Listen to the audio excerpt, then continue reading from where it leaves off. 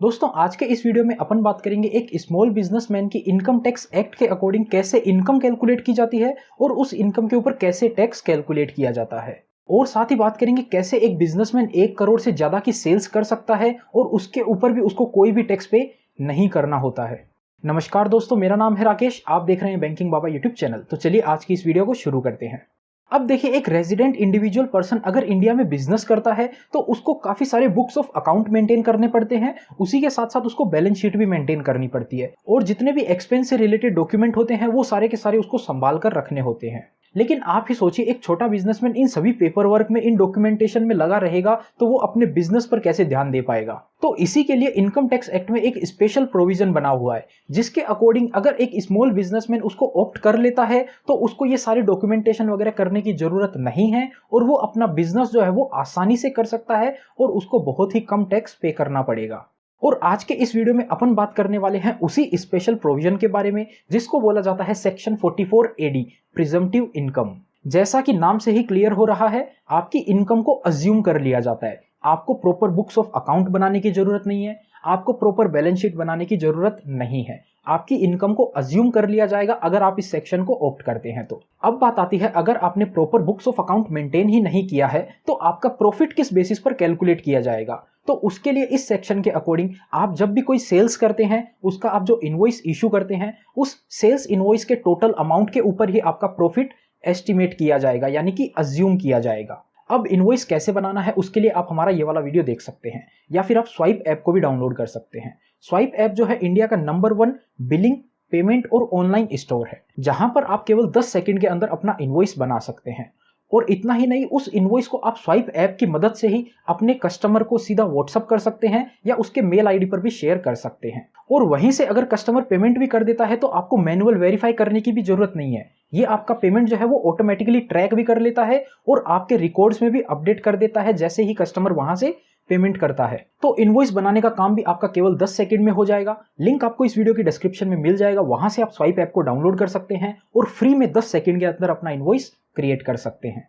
आइए अब आगे बढ़ते हैं वीडियो में। तो आपका जो टोटल सेल्स का फिगर होगा वो आपका 2 तरीके से उसका पेमेंट आया होगा, या तो कैश में पेमेंट आया होगा या किसी भी ऑनलाइन तरीके से पेमेंट हो सकता है। UPI, IMPS, चेक के थ्रू किसी भी तरीके से आपका ऑनलाइन पेमेंट हो सकता है। अब इस सेक्शन के अकॉर्डिंग आपका जितना भी सेल्स का जो पेमेंट है ऑनलाइन तरीके से आया है उसके ऊपर आपको मिनिमम 6% का अपना इनकम डिक्लेयर करना होगा। और वहीं जो पेमेंट आपको कैश में रिसीव हुआ है उसके ऊपर आपको मिनिमम 8% का इनकम डिक्लेयर करना होगा। ये मिनिमम के फिगर हैं, अगर आप इससे ज्यादा इनकम दिखाना चाहें तो वो भी कर सकते हैं। तो देखिए, अगर कोई बिजनेस है जिसका पूरे साल भर का टर्नओवर 1 करोड़ रुपए होता है, यानी कि 1 करोड़ उसकी सेल्स होती है और वो पूरा का पूरा जो पेमेंट है वो ऑनलाइन तरीके से रिसीव करता है, तो ऐसे केस में उसको 6% अपनी इनकम मिनिमम डिक्लेयर करनी पड़ेगी पूरे सेल्स फिगर की। यानी कि 1 करोड़ की मिनिमम 6%, यानी कि 6 लाख रुपए उसको इनकम डिक्लेयर करनी पड़ेगी। उसको बताना पड़ेगा कि मेरी 1 करोड़ की सेल्स है, उसके ऊपर 6 लाख रुपए की इनकम होती है। और वहीं अगर कोई सेल्स का पेमेंट कैश में आता है तो उसके ऊपर मिनिमम 8%, यानी कि सपोज 1 करोड़ रुपए पूरा कैश में सेल्स था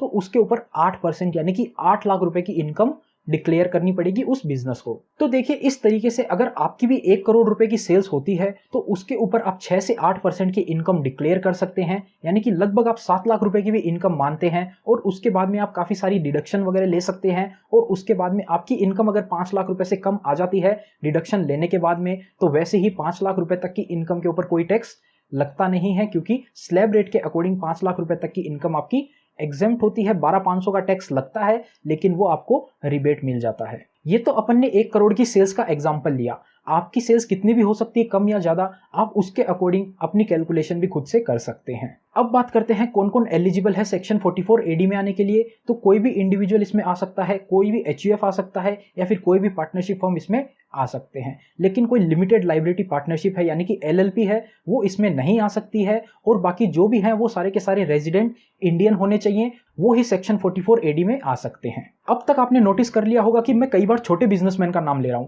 अब छोटे बिजनेसमैन से क्या मतलब है, यानी कि वो बिजनेसमैन जिनके पूरे साल भर का जो टर्नओवर है वो 2 करोड़ रुपए से कम होना चाहिए। 2 करोड़ रुपए तक का उनका टर्नओवर है वो ही इसमें आ सकते हैं। अदरवाइज 2 करोड़ रुपए से ज्यादा का टर्नओवर है तो आप सेक्शन 44 एडी में नहीं आ सकते हैं। अब बात करते हैं कौन कौन से टाइप के बिजनेस इसके लिए एलिजिबल हैं। तो सभी तरह के बिजनेस इसके लिए एलिजिबल हैं, लेकिन कुछ रेस्ट्रिक्शन दी गई है, उनके बारे में अपन बात कर लेते हैं। सबसे पहले आता है ट्रांसपोर्ट का बिजनेस, यानी कि अगर आपका कोई ट्रांसपोर्ट का बिजनेस है, आपके पास ट्रक वगैरह हैं जिससे आप सामान एक जगह से दूसरी जगह कैरी करते हैं, तो वो लोग सेक्शन 44 एडी में नहीं आ सकते हैं, क्योंकि उनके लिए एक अलग से सेक्शन बनाया गया है जिसके ऊपर उनका जो टैक्स है वो नंबर ऑफ ट्रक के अकॉर्डिंग लगता है। उनके पास कितने ट्रक हैं उसके बेसिस पर उनका प्रॉफिट एस्टिमेट किया जाता है। और सिर्फ इसमें बिजनेस ही कवर होंगे, प्रोफेशन कवर नहीं होंगे। जैसे कि किसी भी प्रकार का प्रोफेशन हो सकता है, इंटीरियर डिजाइनिंग का, अकाउंटेंट का, डॉक्टर का, किसी भी तरह का कोई प्रोफेशन होता है तो वो इसमें कवर नहीं होंगे। बाकी सारे तरह के बिजनेस इसमें कवर होंगे। और किसी पर्सन का अर्निंग जो है वो कमीशन बेस होता है तो वो लोग भी इसमें नहीं आ सकते हैं, जैसे कि LIC एजेंट वगैरह हो गया, या किसी इंश्योरेंस पॉलिसी के आप दूसरे एजेंट हैं तो वो लोग इसमें एप्लीकेबल नहीं हो सकते हैं।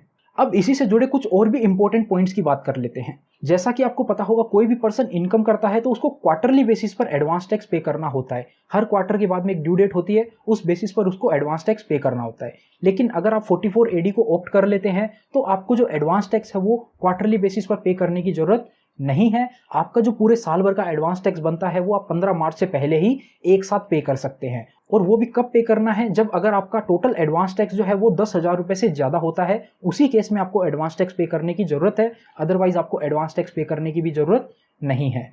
अब अगला पॉइंट आता है, आप में से भी काफी लोगों के मन में सवाल आ रहा होगा कि आपका नेट प्रॉफिट का जो मार्जिन है वो एक्चुअल में 6% से भी कम है, तो क्या आपको 6% दिखाना कंपलसरी है? तो ऐसा नहीं है। अगर आप 44 एडी ऑप्ट करना चाहते हैं तो ही आपको मिनिमम 6% का प्रॉफिट दिखाना होगा, या फिर 8% का कैश के मोड में। अगर आपका प्रॉफिट एक्चुअल में कम है और आप चाहते हैं उसको कम डिक्लेयर करना, तो उस केस में आप 44 एडी ऑप्ट नहीं कर सकते हैं। आपको प्रॉपर तरीके से अपने अकाउंट्स बनाने पड़ेंगे, प्रॉपर तरीके से आपको CA से ऑडिट करवानी पड़ेगी, उसके बाद में आप अपने ऑडिट वाले फाइनेंशियल अपलोड कर सकते हैं। तो वहां पर आपका जितना प्रॉफिट निकल के आता है, 1%, 2%, चाहे आपका लॉस भी निकल के आता है तो भी आप अपलोड कर सकते हैं। लेकिन अगर आप चाहते हैं कि ज्यादा पेपर वर्क आप नहीं करें तो उस केस में आप 6% डिक्लेयर कर सकते हैं अपनी इनकम। 6% अगर आप 2 करोड़ की भी सेल करते हैं तो वहां पर भी आपकी 12 लाख की ही इनकम होती है, कोई ऐसा ज्यादा बड़ा फिगर नहीं है। वहां से आप काफी सारी डिडक्शन वगैरह एडजस्ट करने के बाद में उसको और कम भी कर सकते हैं। लेकिन अगर आपने एक बार ऑप्ट आउट कर लिया सेक्शन 44 एडी से, आपने एक बार ऑडिट करके फाइनेंशियल अपने बनवा लिए, तो उसके बाद में अगले 5 सालों तक आप वापस से 44 एडी ऑप्ट नहीं कर सकते हैं। 5 सालों तक आपको फिर ऑडिट ही करवानी पड़ेगी, कंपलसरी हो जाता है। अगर आपका प्रॉफिट 2.5 लाख रुपए से भी कम हो जाता है तो उस केस में आपके लिए कोई कंपलसरी नहीं है कि आपको ऑडिट करनी है या फिर आपको ITR भी फाइल करनी है, तो उस केस में आप छोड़ सकते हैं। लेकिन अगर आपको प्रॉफिट होता है 2.5 लाख रुपए से ज्यादा, बेसिक एग्जेम्पशन लिमिट से ज्यादा अगर आपका प्रॉफिट होता है, तो उस केस में आप 44 एडी में दोबारा अगले 5 सालों तक वापस नहीं आ सकते हैं। तो दोस्तों इस वीडियो में इतना ही। उम्मीद करते हैं आपको समझ में आ गया होगा एक स्मॉल बिजनेसमैन की इनकम के ऊपर कैसे प्रॉफिट कैलकुलेट किया जाता है और कैसे उसके ऊपर टैक्स कैलकुलेट किया जाता है। अगर ये वीडियो पसंद आई तो लाइक करना, चैनल पर नए हो तो चैनल को सब्सक्राइब करना और स्वाइप ऐप डाउनलोड जरूर करना, लिंक जिसका आपको वीडियो की डिस्क्रिप्शन में मिल जाएगा, और अपना 10 सेकंड के अंदर आप इनवॉइस बना सकते हैं। इस वीडियो में इतना ही। मिलते हैं आपसे फिर किसी नए और इंटरेस्टिंग वीडियो में। तब तक के लिए अपना ख्याल रखिएगा।